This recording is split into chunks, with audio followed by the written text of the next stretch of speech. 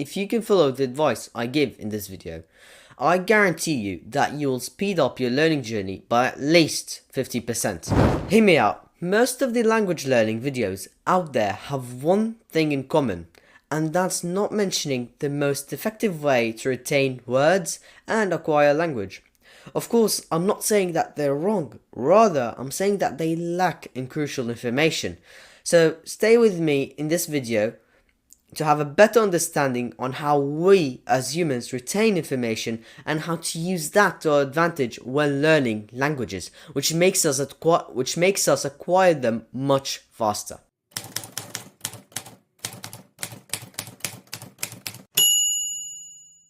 Before we begin the video, let's establish some common ground.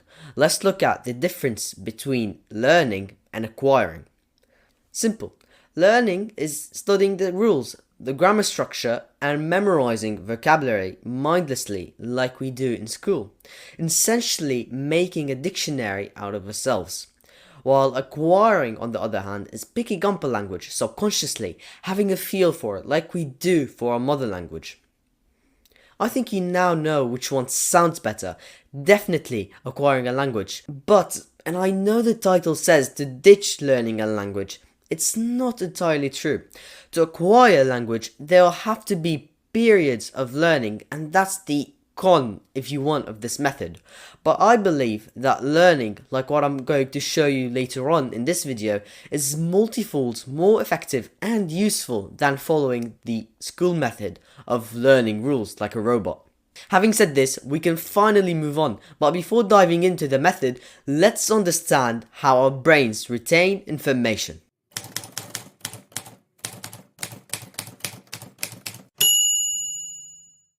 Our brains are pattern seekers. They strive to find patterns in whatever information we consume. Let me just repeat that. They strive to find patterns in whatever information we consume. Where do we consume information from? Well, if you think about it, we use our eyes to see, our ears to listen, our mouth to taste, our nose to smell, and our skin to touch. All of these, gathered from our body parts, are essentially information, but in different forms and importance, if you will. Now, which form of information is most important to us? Mainly the visual and auditory form. We tend to retrieve information of these much faster rather than their counterparts. Great, so now we know that visual and auditory input, aka images and audio, are much more reliable than other input. So if they're reliable, why don't we link words to them? And that's exactly what we want to do. We want to use these forms to our advantage in order to retain words. Let's talk about that.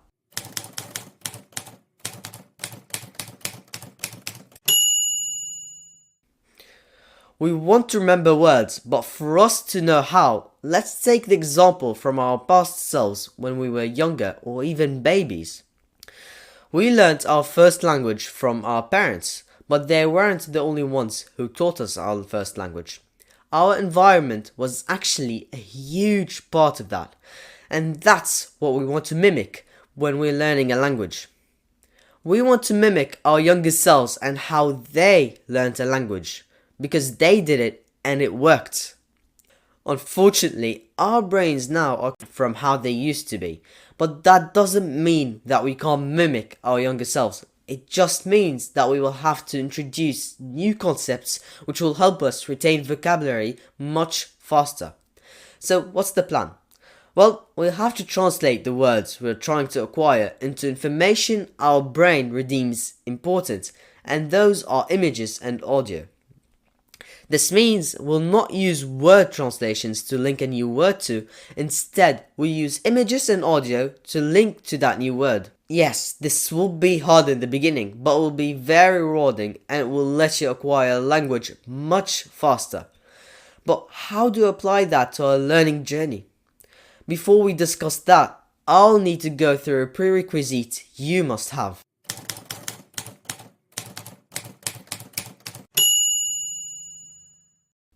As the title of this chapter suggests, phonetics, phonetics, phonetics. Phonetics are the first thing you should master in any language. And unfortunately, a lot of people simply don't master them, rather they learn as they go. I strongly disagree with this point of view, and I have strong reasons why I do so. First, mastering the phonetics is subconsciously mastering the spelling rules as well. By mastering the spelling rules, you'll be able to improve your writing by a mile, which in turn improves your overall acquisition of the language. Mastering the phonetics is also essential to pronounce words without having necessarily heard them or seen them before. This opens up your ability to read words you've never encountered in your life, which in turn expands your subconscious vocabulary. Another reason I believe mastering the phonetics should be the first thing you do after input is to speak better and be understood. To be understood is also to understand. Now that I have conveyed why phonetics are the first thing you must master, we can go back to what I was about to say. How to acquire language like our younger selves, who acquired our first language.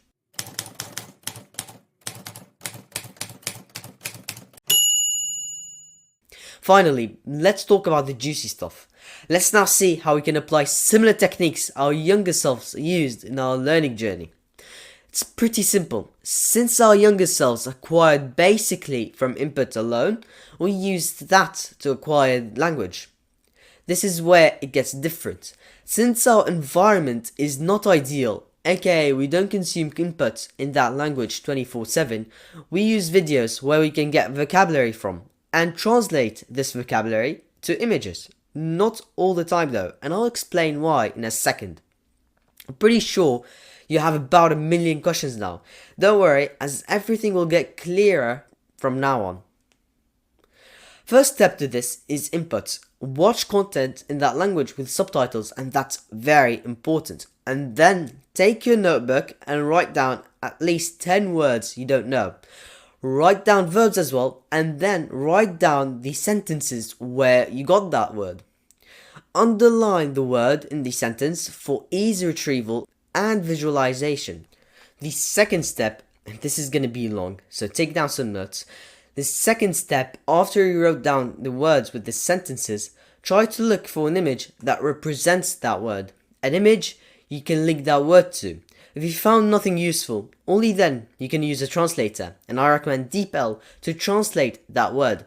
But, and this is the important part, you should link that word to whatever you link the translation to, whether it's an event, an action, an image. It doesn't matter, as long as you link that new word you just came across to something that you remember whenever you encounter its translation in your mother language or your strongest language.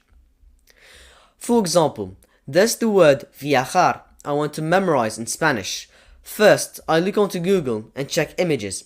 If something clicks, then I link that word to its image, but if nothing clicks, I check its translation.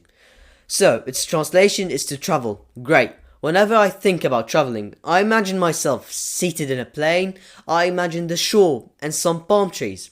So, I link that word, viajar, to whatever I'm imagining right now, and not to the translation to travel. I hope that makes sense.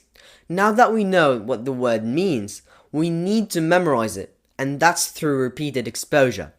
But unfortunately, when you start to encounter more words, it becomes harder to expose yourself repeatedly and keep a system manually.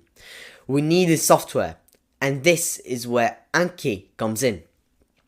I believe if you're watching this video, you should know what Anki is, but for those who don't know, and that's totally okay, Anki is basically a flashcard app that utilizes spaced repetition in a way that's closely adapted to our forgetting curve. This thing. Now, why flashcards? Well, to put simply, forcing ourselves to recall something is great to make information mature in our brains. That's active recall in a nutshell. And when we combine these two super duper scientific concepts, we get a harmonious balance like yin and yang. So we head over to Anki and we start making flashcards. Nothing too complicated, just typing the word in the target language and the image or its translation we want to link to it with the sentence we've written in our notebook, in order to memorize with context. It should look something like this. Repeat this process for all of the words we've written during our word hunt. And finally, memorize. Be sure to never associate the word you're memorizing to a word translation. Always associate with images and audio. But I wish that was all. Grammar tends to be a pain in the neck, so how to acquire grammar? So this is where the learning process comes in, as I've mentioned in the beginning of this video. Grammar, while annoying as it is a very important part in the process of acquiring a language. All this vocabulary you've memorized depends on the grammar you know. So, how to learn grammar? I wish it was that easy, but this depends on your goals and what level you want to achieve in this language. So really the best thing to do is to research the grammar rules you need, or to go by the book and read a book, no pun intended by the way, explaining all of the basic grammar rules. The key is to not go overboard and to never overcomplicate the process. Stay simple, as simple is always better. Now this next thing I'm about to mention might be the most important part of your journey. Actually, it is the most important part of your journey, and that's practice. To practice, you'll need to use words, verbs and grammar rules you've memorized for the day in all forms of output, which is speaking and writing. Now, the easy method is to talk to someone who's native in the language you're learning. This could be a tutor, a friend, a family member, anyone who's a human basically. Or if you're someone who's learning a language from home with no real life connection to the language, like most of us, then you'll have to speak to yourself. And no, it's not cuckoo to speak to yourself.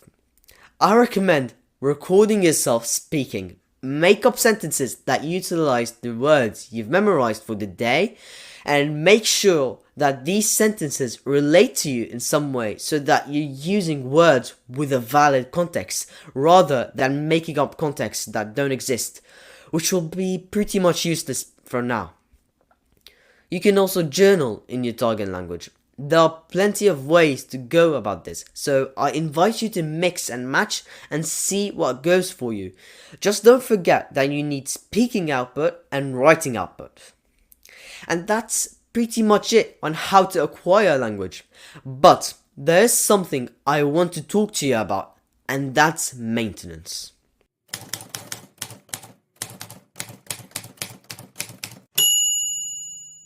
All of this I've just explained seems tedious. Trust me, it does feel that way, but be smart about it. Don't go through everything at once, rather space each process throughout the day or even throughout multiple days, which I only recommend if you're super busy. All of this doesn't take more than 2 hours if you're really slow, so really if you feel held back or your brain is starting to make up a gazillion excuses, just know that the reality is different and often easier than we imagine. The most important thing is to stay consistent, as consistency is what gets the boulder rolling.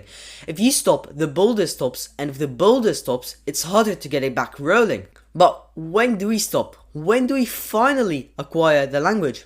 Well, that's up to you to decide once you understand your target language with ease and have no trouble speaking. In other words, once you feel you've become fluent, then you can stop with Anki. The reality is that acquiring the language is always an ongoing process. You will always encounter words you don't understand, and that's normal.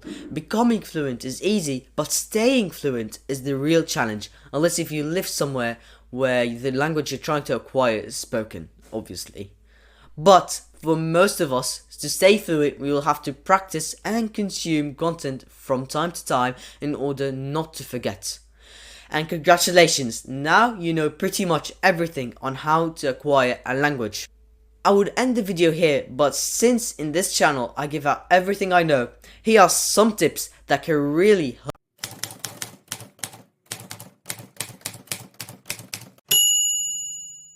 This is pretty boring, and I'm sure you've heard this many times.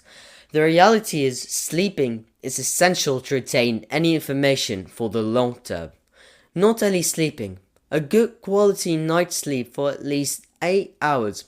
9 is better, but 8 is the minimum. Another tip if you're struggling to find input, I can only recommend checking out this channel right here. They are amazing when it comes to finding quality input with words mainly used by natives. They do cover quite a lot of languages, so I'm pretty sure you can find videos of your target language over there. Another language related tip: if you want to hear the pronunciation of a word from real native people, I recommend this site, which has a larger variety than the commonly known Volvo, since it uses YouTube videos as its database. Now, before you go, having a right mentality is what will matter in the long run. Language learning is not an easy task and it demands quite a lot of time, so before even starting to acquire any language, make sure you're doing it for a reason and you feel is right. If I were you, I would have clicked on this video right here so I can have a better idea of what a good mentality looks like. But if you have it all figured out, check out this video where I explain the 5 main keys to master any language. If I helped you, then it's only fair to like the video and subscribe for more. As I like to end it, have a good day.